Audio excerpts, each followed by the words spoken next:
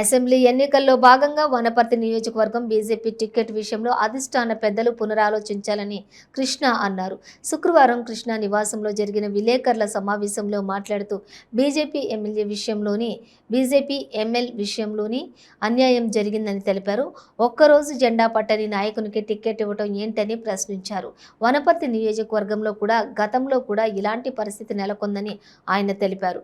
35 ఏళ్లు జెండా పట్టుకుని ఉద్యమం చేశామని అయినా పెద్దలు గుర్తించకపోతే ఎలా అని ఆవేదన వ్యక్తం చేశారు. నియోజకవర్గం అభివృద్ధి కోసం కార్యకర్తల కోసం ఒక్క అవకాశం ఇవ్వాలని బి కృష్ణ అధిష్టానాన్ని కోరారు. ఈ విధమైనటువంటి పార్టీల మీద ఉండే అభిమానం, పార్టీలో ఉండే నాయకులపైన మాకు విశ్వాసం ఉంది. కాబట్టి టికెట్ విషయంలో పునరాలోచించాలి అని చెప్పి మేము బీజేపీ పార్టీని కోరుతా ఉన్నాం.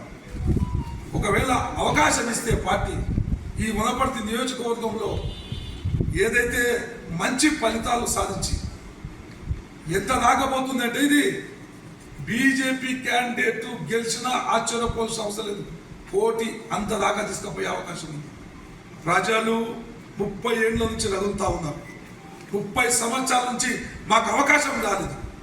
మాకు అవకాశం ఇవ్వండి, మేము ఓట్లు మనసు పూర్తి చేసుకుంటామని చెప్పి ప్రజలు ఈరోజు కోరుతా ఉన్నారు.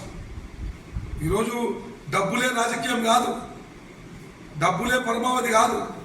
ఈరోజు 2 పార్టీల్లో 3 పార్టీలు పోయి పైసలు పంచుతా ఉన్నారు. పైసలు పంచినా ఏం పంచినా నా శక్తి, నా ఆస్తి, బీసీలు, ఎస్సీలు, ఎస్టీలు వీళ్ళ శక్తి ముందల వాళ్ళు వంచే డబ్బులు ఏటికి పనికిరావని చెప్పి నేను తెలియజేస్తా ఉన్నాను. ఒక్కసారి అవకాశం ఏమని చెప్తున్నాను పార్టీని.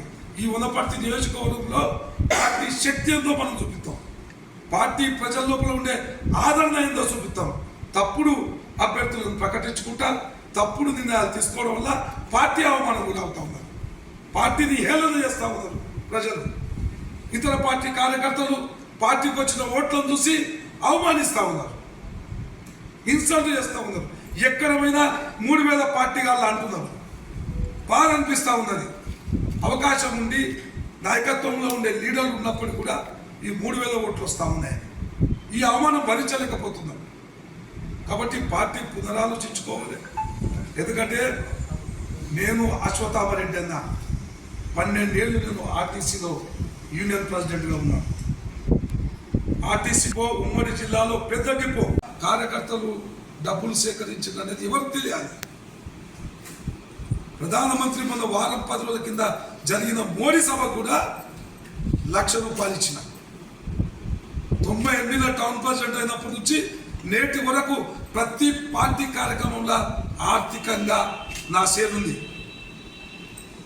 గౌరవ ప్రధానమంత్రి నరేంద్ర మోడీ సక్సెస్ కావాలని చెప్పి నేను ₹1,00,000 జిల్లా అధ్యక్షుడికి ఇచ్చిన.